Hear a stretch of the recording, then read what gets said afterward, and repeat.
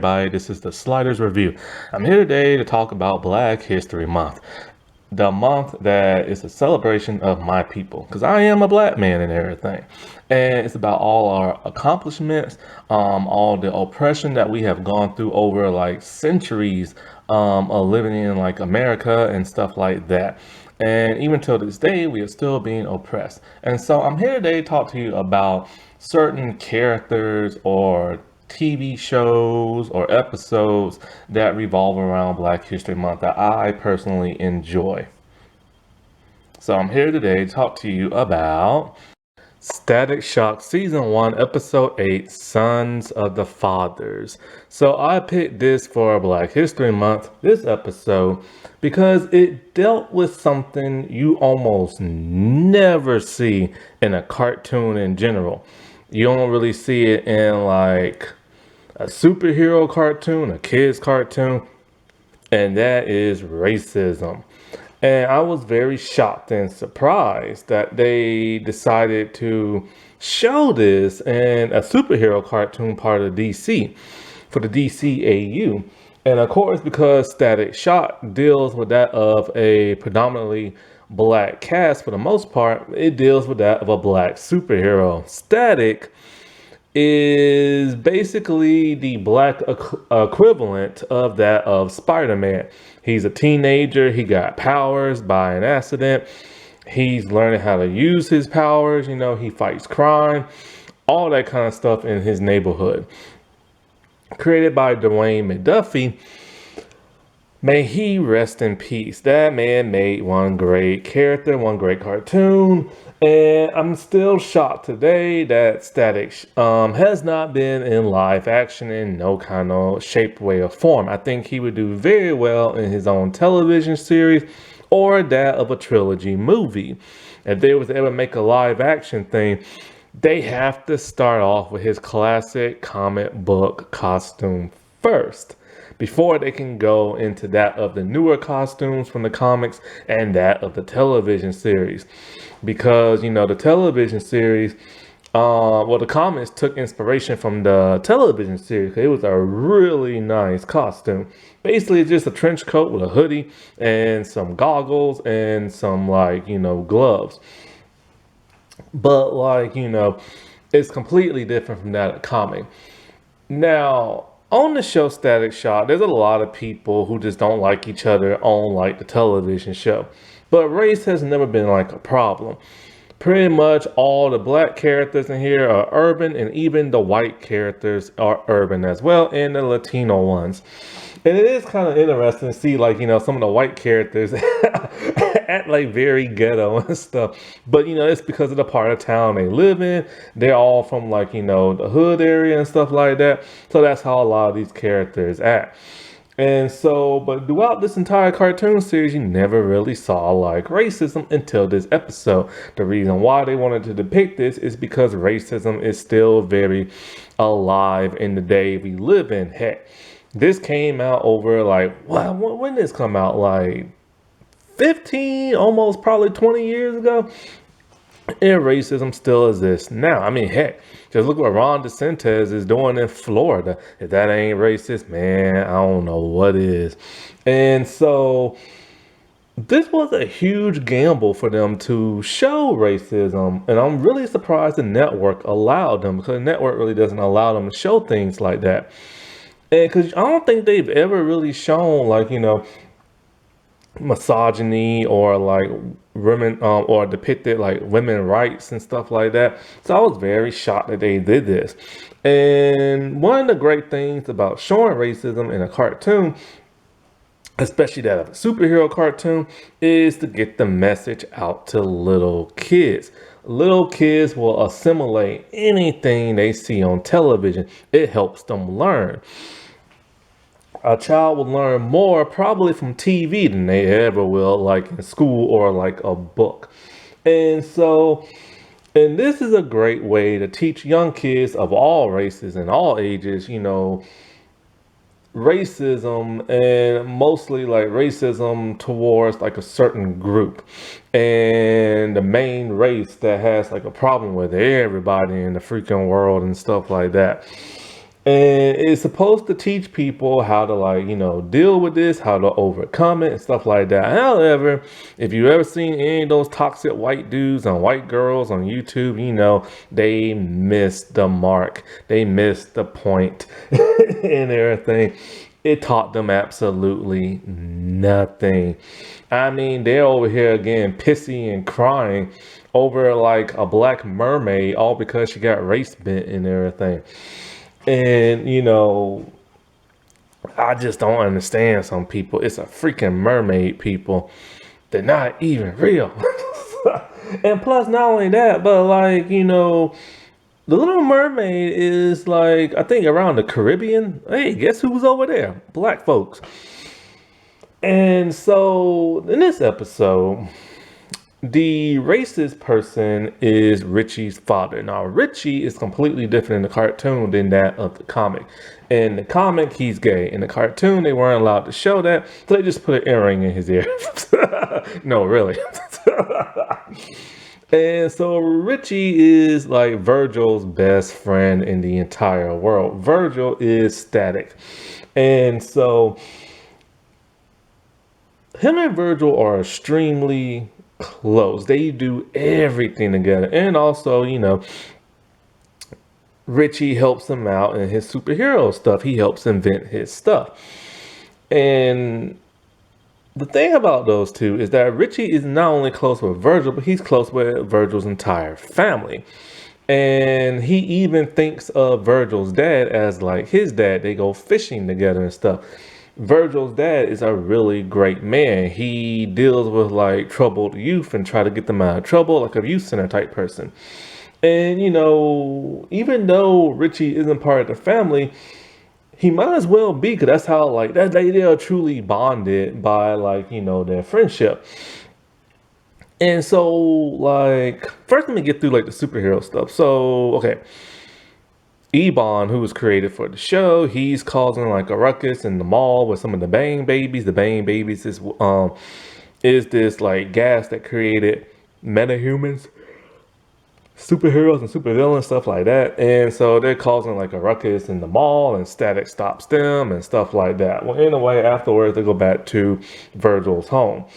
And Sharon is getting tired of Richie. She's all like, you live here so long, so much, you stay over here so much, you need to pay rent and chip in with the food, and you always eating the food and stuff like that. And then she's all like, why don't Virgil ever go to your place? And then so it hit Virgil. He realized something. In all the years he's known Richie, he's never been to Richie's place. Like, never. And it starts to really piss him off. And so he's all like, all right, just invite me over, like a sleepover and stuff like that, We can see on the look of like Richie's face, he's very uncomfortable with, Virgil coming over. Now, even if you didn't know what this episode about, you can tell just by the expression on his face, there's somebody in his home that don't like black people. Oh, I swear, it's weird. Like, every race in the world hates us. Why? We have done absolutely nothing. That's why I don't understand. It don't matter if it's white, Asian, Jewish, Italian, Hispanic. They hate our behinds, man. I just don't get it. And so, like, it's like no matter where you can go in the world, you can go to New Zealand, you're gonna get hated on. You can go to any place in Europe, you're gonna get hated on. Heck, you can even go to Africa. You will get hated on by both the whites and the blacks over there. Like, I don't get why they hate Black America. And so, like, but he does it, he invites them over. And Richie's mom is totally cool. Like, she's down with the brown and everything. And then he comes in. The father. It's Richie's father who's the racist bigot and everything. He's a huge, like, roughneck type person. And when he sees Virgil, he is not too thrilled or happy. And just the dialogue that he's slinging and everything lets you know what kind of racist he is. And basically he talks about you people and, and talking about like telling his wife, because see, Virgil, when he's talking to Virgil can't pick up on the dude's racism because he's never really experienced that.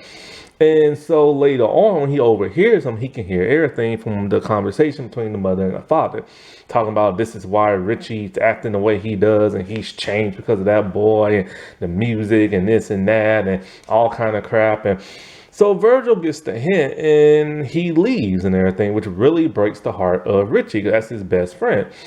And so, with a huge argument, Richie tells his father he hates him and he runs off and everything and runs away from home. And seriously, like you don't even have to use the N word to let people know you hate black people. Other phrases lets us know, talking about, oh, you're one of the good ones. We know exactly what that means. You're trying to say that, see, because so many black people are like ghetto or some of them run the streets, people assume all black people are like that. That all black people are thugs and all black people are ghetto and all black people pull their pants down and all black people use the N-word and all black people run the streets and sell drugs and shoot people and go in and out of jail. But it's not like that. Their people do it too. But they always want to assume all black people are like that. That's why in so many black sitcoms, they're not really urban based. They're more like the sophisticated, rich type black family and stuff like that, because they're trying to teach a lesson that, hey, not all are like that and you don't have to be too. Running the streets is not good. You're going to be like my cousins, both locked up in jail and putting those little like tiny boxes and stuff. They still put people in those tiny boxes. And so another way you can tell somebody's racist is talking about, ooh, well, that's how your race been and everything. Telling like your audience that's how your race been is one of the racist things I've ever heard. Basically, what it is that white people are tired of people getting race bent, and so they want all their characters on TV to stay white. And so, but when they are race bent to like a character and played by an actor or an actress they like and do a good job, they're always like, now see, that's how your race been. You gotta get a good actor and you gotta get a good actress and you gotta get some good writing. And I'm so sick and tired of hearing crap like that. And it's like bending a person's race in a movie or TV show, who cares? You know what I'm saying? And like, it does not matter. They're fictional characters and everybody on TV is so white. Let there be a blended like union of like color, man. And so like also talking about, wow, you're really smart for your kind, or like that's basically saying, oh, all black people are dumb, but oh, you're one of the smart ones and everything. And we're so sick and tired of hearing that. Or it's like, man, you people are really good at sports and everything. We hate hearing that too. Or y'all are such great dancers. Hey, we're tired of hearing that too. Or wow, you're like, ooh, can't say that because I'm on YouTube. But you could probably get what I'm thinking. And so like, it's just like other little phrases they slip in there, and some people don't even realize what they're saying is offensive and everything. That's the problem. And it's like why people need to stop saying this crap. Need to stop saying like, oh, you're one of the good ones, or like, now like I know not all y'all are bad because you're the one of the good ones, but all them other ones, and blah, blah, blah, blah, and they're like, just stop saying that crap. And so anyways, at some point in time, I forget when and how, but since Richie didn't come home, like they call Virgil's place and he's like, nah, he didn't come home, so he goes out like looking for him. I think he goes out looking for him as Static, or yeah, he goes out looking for him like Static, and when he finds him, he's all like, I just want to like chill and be by myself, I'll go back home, stuff like that, right? I think at some point he got spooked by like some bang babies, the one that looked like an armadillo. It really scared him. So Ebon over here started talking to Richie, talking about, I didn't know y'all was tight like that. So of course, what does he do? He kidnaps Richie. Well, at some point in time, Richie's racist little father goes to the youth center and talks to Virgil dad, and they have it out. And Virgil dad pretty much tells him, I've seen your kind. I've dealt with your kind all my life and everything. And, talking to Richie's dad and talking about like how y'all perceive all like one entire race to be like, all the same and stuff like that. And then so his dad's trying to justify himself, talking about, but it's because of that rap music, and all because of that they be painting all over people's walls and running in the streets and all of that. Man, I watched this. I was watching a TV show. I think it was called Mansers or something like that. I need to talk about that show one day. But anyway, they're talking about what kind of music leads people to do horrible, bad things. Basically to like off yourself and everything, right? And it turns out it wasn't heavy metal music. It wasn't even rap music. It was country music.